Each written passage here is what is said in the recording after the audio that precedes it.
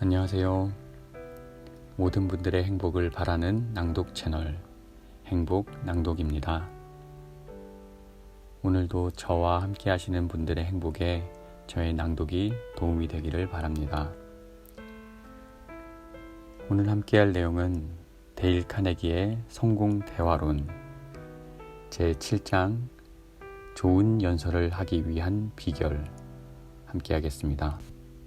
시간 내주셔서 해주시는 구독, 좋아요, 알림 설정은 모두에게 또 하나의 도움이 될 줄 믿습니다. 그럼 낭독 시작하겠습니다. 제1차 세계대전이 끝난 직후 나는 런던에서 로스 스미스 경과 키스 스미스 경 형제를 만났다.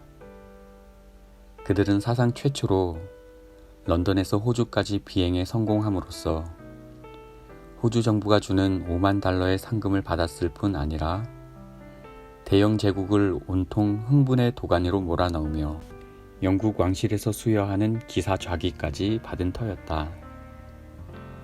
유명한 풍경 사진 작가인 캡틴 헐러가 그들과 함께 비행 여정에 일부 참가해서 영화를 찍었다. 그들은 사진을 곁들인 여행담을 준비하는 중이었고 나는 그 여행담 준비를 돕는 한편 연설을 훈련시키는 일을 맡게 되었다.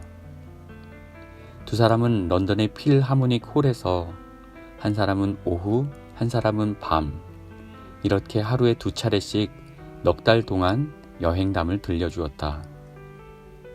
두 사람은 쌍둥이처럼 똑같은 경험을 했고 나란히 앉아서 세계의 반을 비행했다. 그리고 거의 단어 하나하나까지 똑같은 강연을 했다. 그런데도 무슨 까닭에서인지 두 사람의 연설은 전혀 똑같아 보이지 않았다. 연설에는 단어 그 자체 말고도 중요한 무언가가 있다. 그것은 바로 연설을 할 때 풍기는 독특한 맛이다. 중요한 것은 무엇을 말하느냐가 아니라 어떻게 말하느냐이다. 언젠가 나는 한 음악회에서 악보를 보면서 파데레프스키의 연주를 감상하던 한 젊은 여성 옆에 앉은 적이 있다. 그녀는 의아함을 금할 수 없었다. 도무지 이해를 할 수 없었다. 이전에 그녀가 연주할 때 눌렀던 것과 정확히 똑같은 건반을 파데레프스키의 손가락이 스쳐가고 있었다. 그녀의 연주는 평범했었다. 하지만 파데레프스키의 연주는 영감이 넘치고 있었다. 지고의 아름다움 그 자체였다. 관객을 전율케 하는 공연이었다. 평범함과 천재성의 차이는 단지 그가 연주한 멜로디 그 자체가 결코 아니었다. 그것은 그가 연주하는 방식, 느낌, 기교, 그가 연주에 불어넣은 그 자신의 인간적인 매력이었다. 러시아의 위대한 화가인 브를로프가 언젠가 어린 학생의 그림을 손봐준 적이 있었다. 그 어린 학생은 고쳐진 그림을 휘둥그레해진 눈으로 들여다보며 이렇게 소리쳤다. 이럴 수가! 선생님이 눈곱만큼 손댔는데 아주 다른 그림이 됐군요. 브롤로프는 이렇게 대답했다. 예술은 바로 그 눈곱에서 시작하지. 연설도 그림이나 파데레프스키의 연주와 같다. 말을 다룰 때도 똑같은 원리가 적용된다. 영국 의회에는 모든 것은 말하는 내용이 아니라 말하는 방식에 달려있다는 오랜 격언이 있다. 이는 영국이 로마 제국의 머나먼 식민지이던 시절 쿠인틸리아누스가 한 말이다. 격언이 대개 그렇듯 이 말도 애누리에서 들을 필요가 있지만 좋은 연설은 별 내용 없는 말도 그럴듯하게 들리게 한다.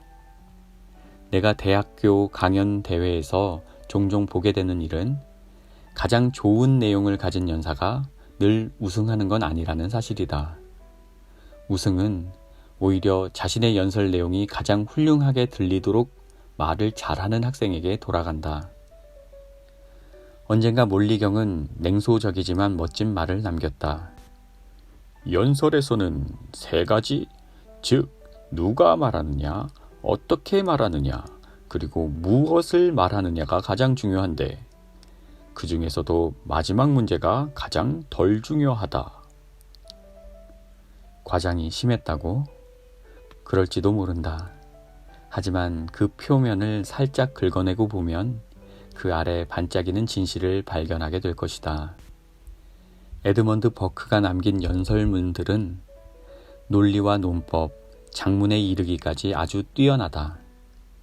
그래서 오늘날에도 전체의 50%에 이르는 대학교에서 고전적인 웅변의 모델로서 학습되고 있다. 그런데 막상 연설가로서 버크는 악명 높은 실패자였다. 그는 자신의 주옥 같은 명문들을 재미있고 힘차게 만들 능력을 가지지 못했다. 이 때문에 그는 하원에서 만찬을 알리는 종이라고 불렸다. 그가 말하려고 일어서면 사람들은 기침을 하거나 딴청을 부리거나 떼지어 나가는 것이었다. 총알을 누군가에게 있는 힘껏 던져봐라. 제 아무리 강철로 만들어졌다 한들 맞은 사람의 옷에는 아무 흔적도 남지 않을 것이다. 그러나 한낱 양초라 할지라도 그 안에 화약을 넣는다면 송판을 뚫고 튀어나갈 것이다. 이렇게 말해서 안 됐지만 화약을 품은 하찮은 양초와 같은 말하기 능력은 강철을 뒤집어 써도 아무런 힘을 못 내는 연설보다 훨씬 강한 인상을 만들어낸다. 그러므로 이야기를 전달하는 것에 주의를 기울여야 한다. 전달이란 무엇인가? 백화점에서 당신이 구입한 물품을 전달한다고 할 때 그것은 무엇을 의미할까? 운전수가 당신의 뒷마당에 짐을 던져놓고 그대로 가버리는 걸 말하는가? 단지 누군가의 손으로부터 물건을 받았다는 말이 곧 전달받았다는 말과 같은 의미일까? 전보를 가져온 배달 소녀는 전보를 받아야 할 사람에게 직접 전보를 전달한다. 하지만 모든 연설자들이 그렇게 할까? 수많은 사람들이 이야기하는 전형적인 예를 한 가지 살펴보자. 내가 스위스의 알프스 산맥에 있는 여름 리조트인 뮤렌에 머물렀을 때의 일이다. 나는 런던에 있는 한 회사가 운영하는 호텔에 머무르고 있었는데 그 회사는 영국에서 이곳으로 매주 2명씩 연사를 보내 손님들에게 강연을 하게 했다. 그 중에는 유명한 영국 소설가도 끼어 있었는데 그녀의 주제는 소설의 미래였다. 하지만 그녀 자신이 인정했듯이 그것은 연설자가 직접 선택한 주제가 아니었다. 그러니 요점부터 말하자면 그녀는 거기에 대해 딱히 해줄 이야기가 전혀 없었다. 급히 작성한 어지러운 메모를 들고 연단에 선 그녀는 청중을 무시하는 양 청중에게는 눈길을 한번 제대로 주지 않고 때때로 사람들 머리 너머나 자신이 적어온 쪽지 아니면 바닥만 빤히 쳐다보는 것이었다. 그녀가 내뱉는 한마디 한마디는 그녀의 눈에 담긴 아득한 시선과 그녀의 목소리에 담긴 아련한 울림과 함께 태초의 허공으로 빨려 들어갔다. 이런 것은 연설이라고 할 수도 없었다. 그것은 독백이다. 거기에는 의사소통이라는 개념이 전혀 없었다. 의사소통의 느낌, 그것이야말로 좋은 연설의 첫 번째 필수 요소이다. 청중은 이야기의 내용이 연사의 마음으로부터 자신들의 마음에 곧바로 전달되고 있다는 사실을 느껴야 한다. 내가 바로 앞에서 예로 든 종류의 연설은 모래투성이 불무지인 고비 사막에서 했다 해도 전혀 다르지 않았을 것이다. 솔직히 말하자면 그때의 강연은 살아있는 사람에게 전달한다기보다 그런 허허 벌판에서 연설하는 것처럼 들렸다. 이야기를 전달하는 문제는 아주 간단하면서도 지극히 복잡한 과정이다. 또한 제대로 이해되지 않고 정당한 대우를 받지 못하는 경우도 허다하다. 잘 전달하는 비결. 전달에 대해 서술한 책 가운데는 전혀 터무니없거나 쓸모없는 글들이 이루 말할 수 없이 많다. 온갖 규칙과 관습이 결부되어 신비화되기까지 한 것도 있다. 신의 눈에 거슬릴 뿐 아니라 사람들에게도 환영받지 못하는 구닥다리 웅변술로 인해 더욱 우스꽝스럽게 되는 경우도 적지 않다. 도서관이나 책방에 가면 웅변술에 관한 수많은 책을 찾아볼 수 있지만 그 책들은 비즈니스맨들에게는 전혀 쓸모가 없다. 미국은 다른 방면에서는 진보를 거듭하고 있지만 아직도 거의 모든 주에서 학생들은 웹스터와 인거솔의 지극히 수사적인 웅변을 암기하도록 강요받고 있다. 그것들은 인거솔 부인과 웹스터 부인이 무덤에서 부활할 때 그들의 머리에 얹혀 있음직한 모자만큼이나 이미 오늘날의 시대정신과 문체에서 동떨어진 게 되었는데도 말이다. 남북전쟁 이후 전혀 새로운 연설의 흐름이 생기고 있다. 시대정신에 맞추어 그것은 세터데이 이브닝 포스트만큼 현대적이고 전보만큼 직접적이며 자동차에 붙이고 다니는 광고판만큼 능률적이다. 한때 유행하던 언어의 불꽃놀이는 현대를 살아가는 청중에게는 더 이상 받아들여지지 않는다. 오늘날의 청중은 그 자리가 열댓 명이 둘러앉은 업무 회의장이든 천여 명이 들어선 천막 안이든 연사가 마치 잡담을 나누듯이, 그러니까 누군가 청중 중의 한 사람과 대화를 나눌 때 하는 것처럼 직접적으로 말해주기를 바란다. 다만 태도는 그와 똑같되 목소리의 크기는 똑같으면 안 된다. 만일 그렇게 한다면 그의 목소리가 거의 들리지 않을 테니까 말이다. 자연스러워 보이려면 한 사람에게 말할 때보다 40명에게 말할 때 훨씬 더 많은 힘을 써야 한다. 건물 위의 동상이 거리의 행인에게 실물과 같은 비율로 보이기 위해 실물보다 커야 하는 것과 똑같은 이치다. 마크 트웨인이 네바다주의 어느 광산 캠프에서 강연을 끝낼 무렵이었다. 한 광부가 그에게 다가와 이렇게 물었다. 평소에도 지금처럼 말하십니까? 청중이 원하는 것이 바로 이것이다. 즉, 자연스럽게 말하는 것, 다만 조금 크게 말하는 것이다. 상공회의소에서 연설할 때도 마치 존 헨리 스미스에게 말하는 것처럼 하라. 상공회의소의 회합도 결국 여러 명의 존 헨리 스미스가 모인 것 아니겠는가. 그 사람들 한 명 한 명에게 성공하는 방식이라면 한꺼번에 모아놓았을 때에도 성공적이지 않겠는가? 앞에서 나는 어떤 소설가의 연설을 예로 들었다. 그 여류 소설가가 강연했던 바로 그 장소에서 나는 며칠 지나지 않아 올리버 로지경의 강연을 듣는 기쁨을 누렸다. 그의 주제는 원자와 세계였다. 그는 반세기 이상 그 주제로 고민하고 연구하고 실험하고 조사해온 사람이었다.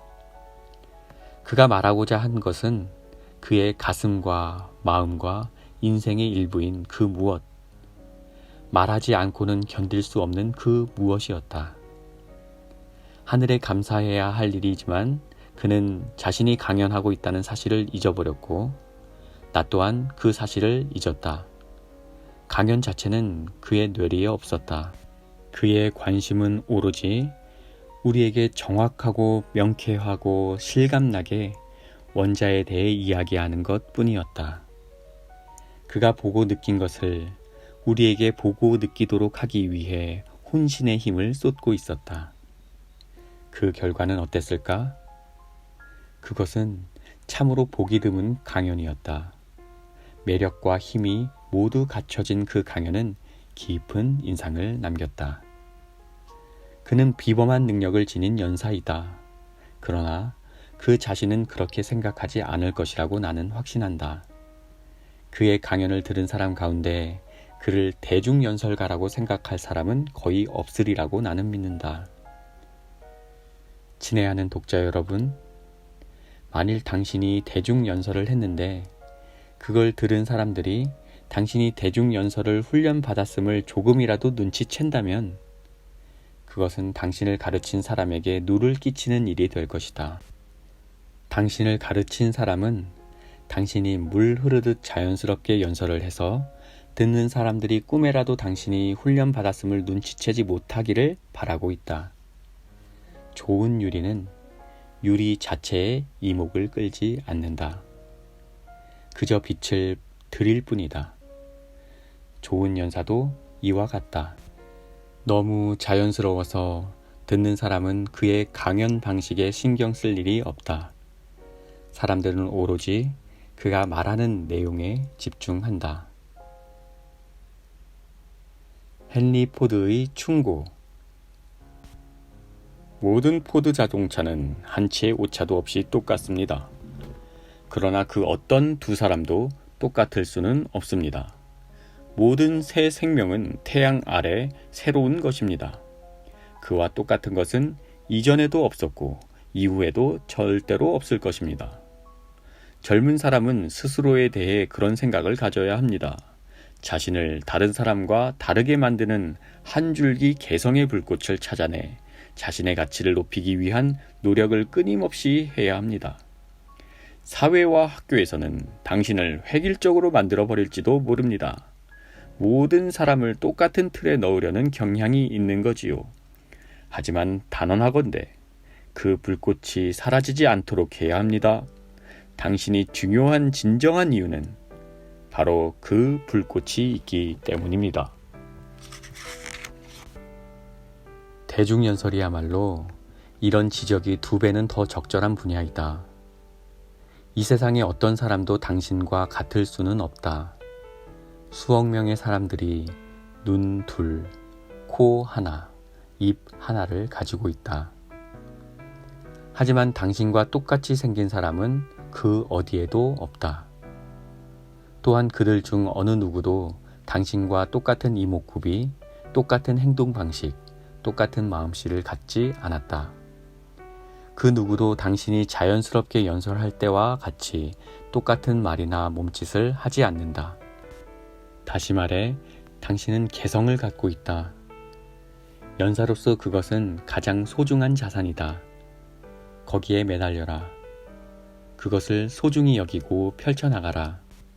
그것이야말로 당신의 연설에 힘과 진실함을 불어넣어줄 불꽃이다. 당신이 중요하다고 말할 수 있는 진짜 이유는 바로 개성이 있기 때문이다. 올리버 로즈경은 다른 사람과 다르게 말한다. 그것은 사람이 다르기 때문이다. 그의 강연 방식은 본질적으로 턱수염이나 대머리처럼 그가 가진 개성의 한 부분이다. 그가 로이드 조지를 흉내내려고 했다면 그는 가짜가 되었을 테니 결국 실패하고 말았을 것이다. 1858년 일리노이주의 대초원에 자리 잡은 작은 도시에서 상원의원 스티븐 A. 더글러스와 에이브러햄 링컨 사이에서 미국 역사상 가장 유명한 논쟁이 벌어졌다. 링컨은 키가 크고 어딘가 부자연스러웠던 반면 더글러스는 키가 작고 거동이 세련됐다. 두 사람은 각자의 체격만큼이나 성격과 사고방식, 성품, 성향이 판이했다. 더글러스는 세상에서 알아주는 교양인이었다. 반면 링컨은 신발도 신지 않고 손님을 맞으러 문간으로 달려나가는 장작 패는 촌놈이었다. 더글러스는 태도가 자연스러웠지만 링컨은 어색했다. 더글러스에게서는 유머라고는 결코 찾아볼 수 없었던 반면 링컨은 인류 역사상 가장 뛰어난 이야기꾼 중 한 명이었다. 더글러스는 거의 비유를 사용하지 않았다. 하지만 링컨은 끊임없이 비유와 사례를 들어 논박했다. 더글러스는 도도하고 권위적이었지만 링컨은 겸손하고 너그러웠다. 더글러스는 순식간에 생각을 해냈다. 반면 링컨의 두뇌 회전은 훨씬 느렸다. 더글러스는 말할 때 회오리 바람처럼 맹렬하게 몰아쳤다. 하지만 링컨은 훨씬 조용하고 생각이 깊고 신중했다. 이렇게 다르기는 했지만 두 사람 모두 자제력을 잃지 않을 정도의 양식과 용기를 갖춘 유능한 연사였다. 둘 중 한 사람이 다른 사람을 모방하려 했다면 그는 분명 형편없이 실패하고 말았을 것이다. 그러나 두 사람 모두 자신의 고유한 능력을 아낌없이 발휘하여 개성있게 설득력 있는 주장을 펼쳤다. 여러분도 이와 같이 하라. 이렇게 방향을 제시하기란 간단한 일이다. 그러나 그 길을 따라가는 것도 간단한 일일까? 절대 그렇지 않다. 프랑스의 뛰어난 전략가였던 포슈 장군은 전쟁의 기술에 대해 이런 말을 남겼다. 계획하기는 간단하지만 실행에 옮기는 것은 불행히도 매우 복잡하다. 청중 앞에서 자연스러워지려면 연습이 필요하다. 배우들은 그걸 잘 안다. 당신이 4살 배기 어린 아이였을 때는 아마 사람들 앞에 있는 연단에 올라가 뭔가를 읊조리는 일이 가능했을 것이다. 그러나 24살 혹은 44살인 당신이 연설을 하려고 연단에 올라간다면 어떤 일이 벌어질까? 4살 때 지녔던 무의식적인 자연스러움을 간직하고 있을까? 그럴 수도 있지만 10중 8구는 기계처럼 뻣뻣해지고 어색하게 되어 자라가 껍질 속으로 머리를 넣듯 움츠러들게 될 것이다. 연설을 가르치거나 훈련시킬 때의 주안점은 전에 없던 재주를 가져다 덧붙이는 것이 아니라 대개는 장애물을 치워 자유롭게 만드는 것이다. 누군가 주먹으로 때리려고 할 때 나오는 당연한 반사작용처럼 그렇게 자연스럽게 말하도록 돕는 것이다. 숱한 날들을 나는 연사들의 이야기 중간에 끼어들어 제발 사람처럼 말해달라고 애원했다. 숱한 밤들을 나는 자연스럽게 말하도록 그들을 강제로 훈련시키고 난 뒤 정신적, 육체적으로 기진맥진해서 집으로 돌아갔다. 그만큼 자연스럽게 말하는 건 쉽지 않은 일이다. 단언컨대 이건 듣는 것처럼 간단한 문제가 아니다. 이 포괄적인 자연스러움의 기술을 습득할 수 있는 유일한 길은 하늘 아래 딱 한 가지, 연습밖에 없다. 연습을 하다가 문득 자신이 어색한 걸 느끼게 되면 잠시 멈추고 냉정하게 자신의 내면에 말을 걸어라. 아니야, 뭔가 이상해. 정신 차리자. 자연스럽게 말하자. 그러고는 청중 중에 누군가를 대략 뒤에 앉은 사람들 중 보기에 가장 멍청해 보이는 사람을 골라서 그에게 말을 걸어라. 다른 사람은 전혀 거기 없는 것처럼 생각하고 말이다. 그와 이야기를 나눠라. 그 사람이 당신에게 뭔가를 물어보아서 당신이 대답하고 있다고 상상해라. 그가 만일 벌떡 일어나서 당신에게 말을 건다면, 그래서 당신이 대꾸해준다면 그 순간 당신의 이야기는 자연스럽고 직접적인 대화투로 변할 것이다. 그러니 그런 일이 실제로 벌어지고 있다고 상상을 하라는 말이다. 당신이 실제로 질문을 던지고 그 질문에 대답하는 형식으로 나가도 좋다.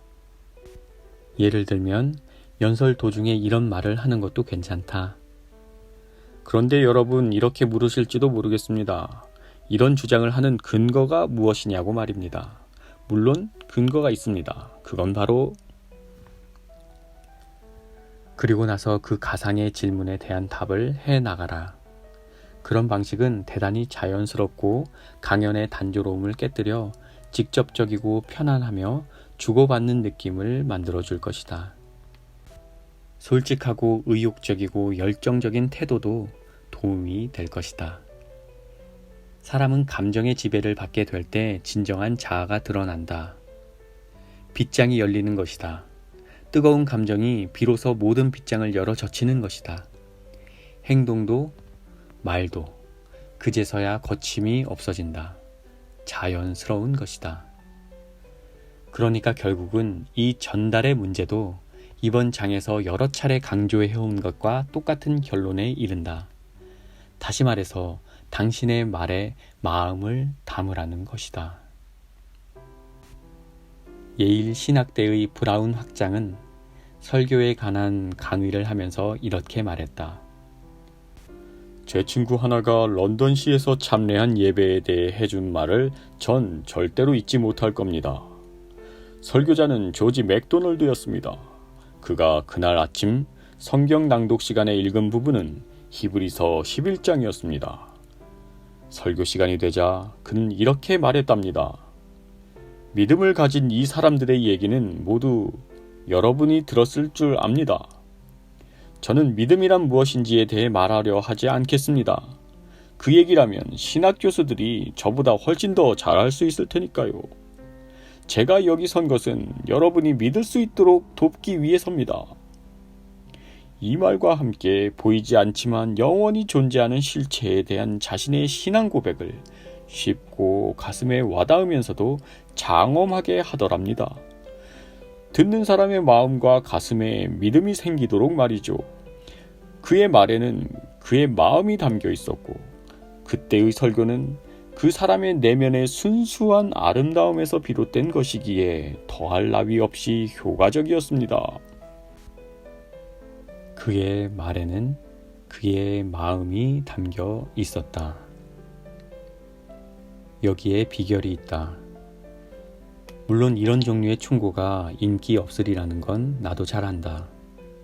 모호해 보이고 애매하게 들리기 때문이다. 대개의 학생들은 바보도 알 수 있는 규칙을 원한다.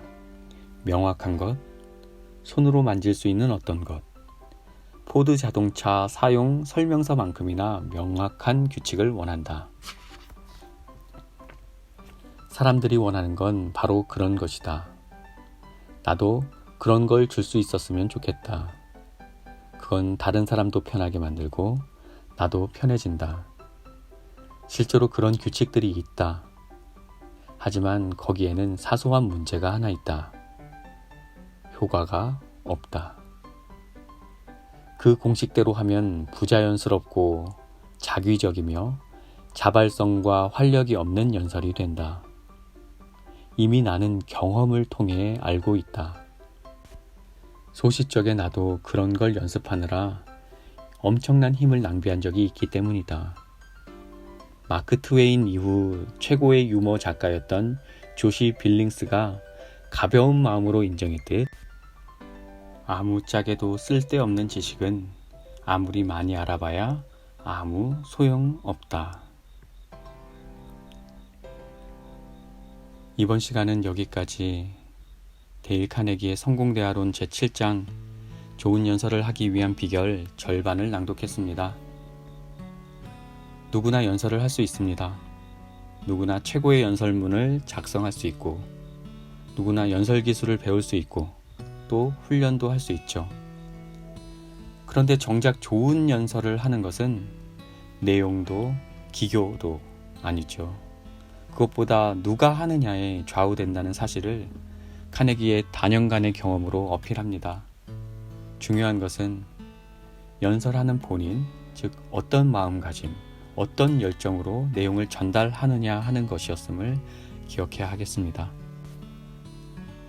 이번 시간은 여기에서 마무리하는데요. 다음 내용도 빨리 듣고 싶어지네요. 이 시간까지 함께 해주신 여러분 감사합니다.